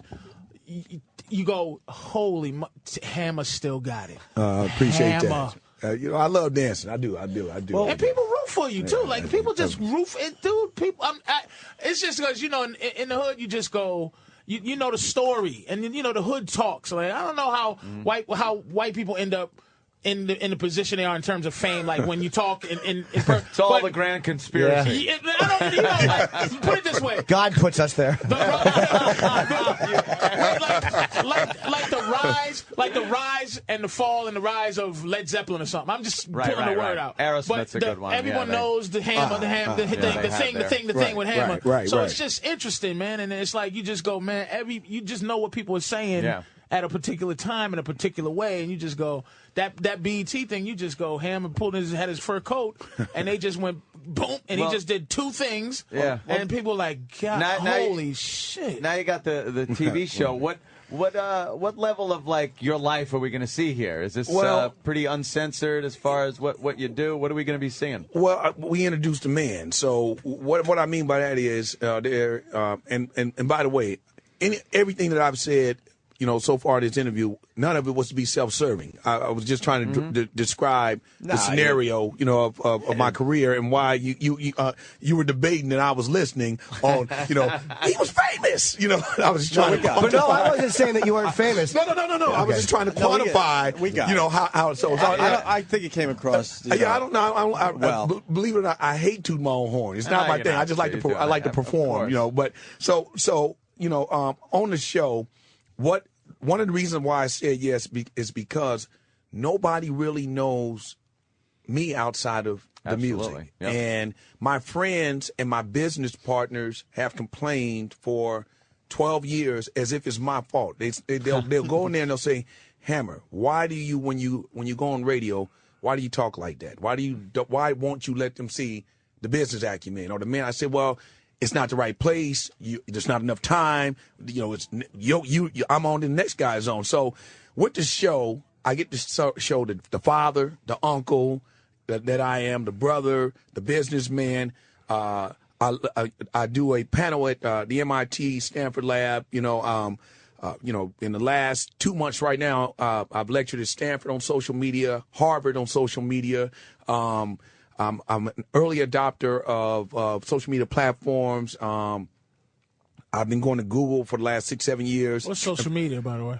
I don't know. I'll explain. But I'm saying, I've been doing these things for quite a while. I don't know what it is. He's saying words. I don't like how Hammer's just. I just like how he shuts you up. I like how we can learn from him. But he has a way of just shutting you up. No, I just got to finish my thought. I'm going to finish my thought. I ain't shut the ball. I'm just finishing my thought. So what I'm saying is, I had got a love for technology early on. It was I wanted to figure out how to get my videos on the internet. Right. So I had to learn this stuff. There's a lot going on.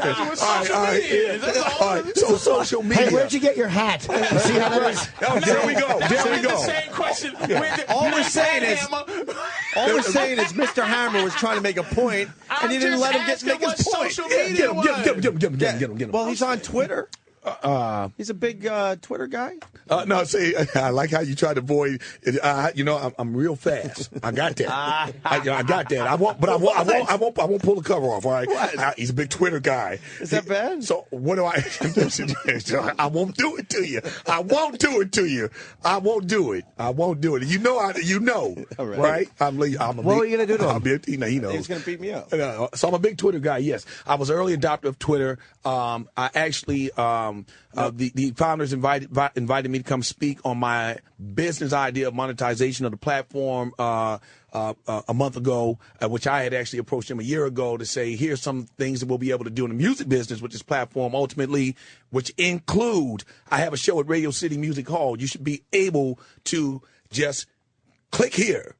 And that ticket goes right to the phone, to the emails, done. Right. So the challenge, and what's scary for a lot of business people, unbeknownst to many, is that the distance between creation of content and the consumer has shortened drastically. So you put the music on, you like the song.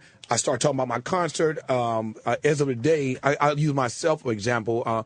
I'm probably at 800,000 followers. So let's just say that 20,000 of them or 50,000 of them are here in New York. I'm only trying to sell 4,000 seats at the Radio City Music Hall. I announce my concert. I sell the tickets all from my phone. We're done. Oh, I didn't buy no commercials. I'm sorry, gentlemen. Do that. Yeah. Maybe I'll circle back to that in a few years. It's like iTunes cutting the commercial, cutting the record industry out. You're cutting all these middlemen out. It's all and it's done. It's not like maybe it'll happen. It's done. Happening. It's done. Yeah. It's done. So the things that we need to do to just finish the transactional things, those they already exist, and we just move them over and we integrate them into the interface. So. That's the kind of stuff that I like to stay on top of because the music industry is very slow to adopt to new technology, and it kills them. And I'm a music guy. So if you want, as a business, get in early, I'll do it as an individual. It has, yeah. So I don't know what that got to do with Hammer Time, but... Well, I don't even know how to ask this, but you seem like you're a great businessman. You have a great head on your shoulders. So what happened? What famous happened? Behind the music where we all saw, like, holy shit.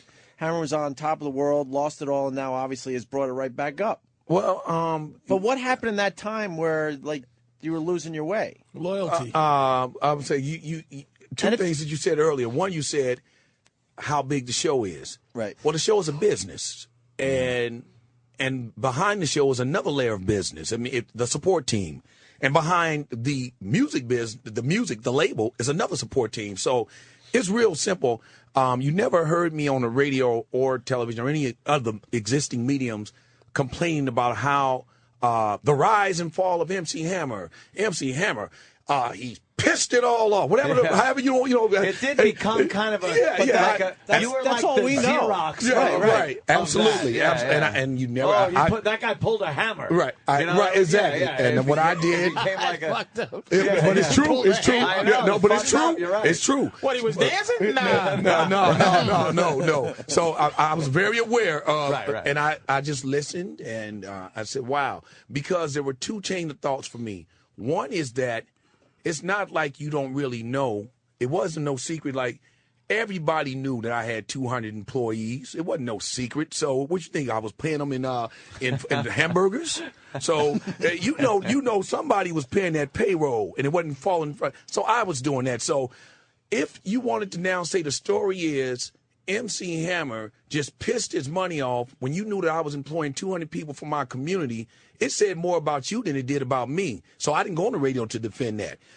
Because if you every now and then somebody would say, after the sensational part of it, they said, he took care of a lot of people. But anyway, we're going right next to the next commercial. So I said, wow, this is very interesting to me. So if a guy that in the middle of the crack era, when everybody was dying, machine guns everywhere, decided he wanted to try to pull some guys out of that, if his fate is to be the guy who we're going to introduce for the next 14 years is, hey, we're going to talk about MC Hammer next, how he pissed off $30 million. Man, that's what you get for trying to contribute to the community. But the guy who might be known for exploiting, and of course, we got our man right now with the hottest record in the world coming on next. He says every in the country needs to drop down now and suck here. Coming up next, our hero. I said, I need to let them do that. And I'm going somewhere else for a while, because that fight I'm not fighting. That's a personal fight. That's your perspective on life, the world, and how you see things. I can't fight that. You got to have what you want. Some people love this. Some people love that. Never heard your perspective on that whole thing. You only heard other people's I never did. Story, I never did. For the first time. Nobody. This is the first time on our Opie show. Yeah. I mean, I'm saying I never did it because I didn't need to. Did people take advantage of you? People take advantage of your loyalty, your good nature? They didn't take advantage of me, because even as you hear me speak, and not to pat myself on the back, but you can see I'm a pretty smart guy. Yeah. So it was not like you was doing a shell game in front of me and I'm picking the wrong P or something. 3-card Molly. No, I just mean with 200 people, it's a little easier to hide stuff with that many people. It's a different. There's a loyalty, but I also think it's not loyalty in this case per se. But you're also on a really high level, so when that level started to drop a little bit, it made it tougher to take care of all these people. We just talking about revenue generation. It's not real complicated. Are you making enough money to sustain the business? It's not. It's not that. So. But from my perspective, it was loyalty, but I just wanted to do loyalty with the interpretation of it. We were dying. This is the real thing. It's not fake. Go and look at the murder rate in my city at the time. My city became very famous for being in the top 3 in homicides. That's where I live. That's where I grew up my entire life. I didn't grow up somewhere else. Some of the people that were dying were my classmates, my neighbors. So when I had the Hammer thing, I would literally call home. I'd be on the road. I'd call home and somebody say, hey, what John doing? What you mean what John doing? John dead. I said, what you mean John is dead? I just talked to him 2 weeks ago. He said, yeah, John dead and Sam killed him. Sam lived 2 houses down from John killed him? Over what? Well, blah, blah, blah, blah. So I say, well, let me speak to Sam then. Hey, Sam, man, check this out, man. Why? Well, blah, blah, blah. I said, why don't you come out here on the road with me, man? I can give you $30,000 a year. I can't give you what you're making on the block. But, man, I can't have you keep doing what you're doing. I mean, you killing the very cats we grew up with. Well, 10 turned to 20, 20 turned to 30. I'm cool with that. I was cool with that because the amount of money that I was generating was worth the lives to me. Now, in retrospect, for the sake of story, I always say, Hammer, if you had to do it all over again, wouldn't you? Come on, Hammer, just say you kept some of that money. I say, yeah, if I had to do all over again, I would absolutely, put some of that money in the bank and all that. But the real truth is, not in exchange for the lives that lived, I wouldn't do it. I always knew that I could generate money. Right. I had my first job at 8. At 9, it's very documented. You can go to my Twitter right now and pull up a picture of me and Hank Aaron. It says the 2 Hammers finally meet. Know what the date of the picture says? 1975. Yeah, I've seen that. In 1975, I was already in my 3rd year of a job. I've been an entrepreneur from day one, so I'm not ever concerned about generating money, but I got caught up in my humanity. So just to summarize, In other words. to summarize, you decided to go down with the ship. Yeah, you didn't I have made to go a down with choice. the ship. I didn't have to. They pulled me You in. could have let those guys. You should have quote told die. 30 guys with shiny pants, right. get out. That's probably very true. You see that move we did last show? Do that right out that Keep going with that. When we get the running man to the left, just don't come back. Do that tippy toe move to the left and keep doing it. To the left. Someone will hold the door for you. Dance left until you hit water. And keep going, right? Loyalty. There's something else that has to be said. I think you also were taking a gamble too. Like, all right, I see that this thing is sinking, but I'm just one song away from bringing this whole damn thing right back up. As if you were in my brain, right? I absolutely felt that way. I felt like because you're way too smart to just watch it. No, like, sink. I actually did. The whole think time that. you were probably thinking, all right, one it's more take hit, one song, one of this. We one of go that. right back out on the road. I generate more money. And everything is cool. Well, it didn't happen like that. So that was the difference between, being able to sustain it long enough between hits, because I made a decision that was the craziest thing from a business perspective, probably in the history of touring. When we come off the road, what are you guys going to do? Well, I heard the mumbling. What you mean? What you think we going to do? We going to go get some of these keys and get to work. Keep it moving. I was like... Was you worried? These guys around you? Yeah, well, yeah, they was around me. But I'm saying the dudes you're worried about the guys. The gangsters that you had around you, did that make you a little nervous? Well, no, because... I'm kind of, I know how to switch my hats, man. So, hammered means something else than we always thought it meant. I know. I never had a problem with that ever. So we all grew up in the same way. You ended up with that mentality. I ended up, but I decided not to access it. Immediately when I'm angry, it's not my first option. Right. So, but I made the decision. I was like, man, when we off the road, no, don't do that, because, one, we back in the same hole again. I ain't got time for these funerals. I'm tired of it. I'm not doing it. So I'm going to keep y'all on the payroll even when we not on the road. Amazing. So I paid the same amount of money when I was off the road as I did when I was on. It was a very conscious decision, and it was, in hindsight, from many perspectives, you'll say, man, you shouldn't have did that. And, again, I wrestle with it. I'm going to wrestle with it for the rest of my life. My conclusion is, I'll take life, and thank God it all turned out okay from an economic standpoint. But historically, the story will probably never be told the way. It'll never be told that way. This will probably be the last time it's told that way. But everybody who was there and who know about it know every word that I'm saying it to. You come to my studio, you'll see 60 new cars out there. They all belong to my employees and my dancers. I co-sign for everybody because they go down to the bank and they couldn't qualify for a car. And I thought that was very insulting. So I would say, you know what do you mean they can't? They work for me, they got a job. Well, this is their first bit of credit. Oh, so you want to insult people. Okay, no problem.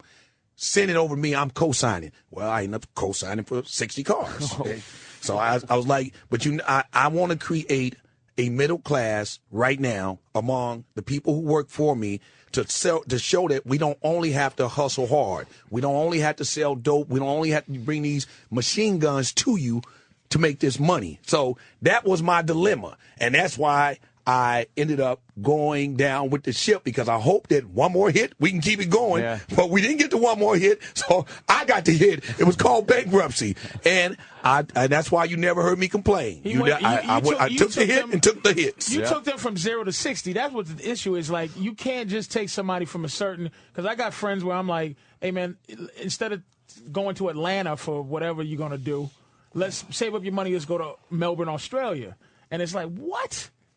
So if I just took them to Melbourne, Australia, that would be not smart. I would have to teach them somehow to want to go to Melbourne. Right. He gave them stuff, and what they did is just Hammer's giving us stuff. I crippled some people. I did.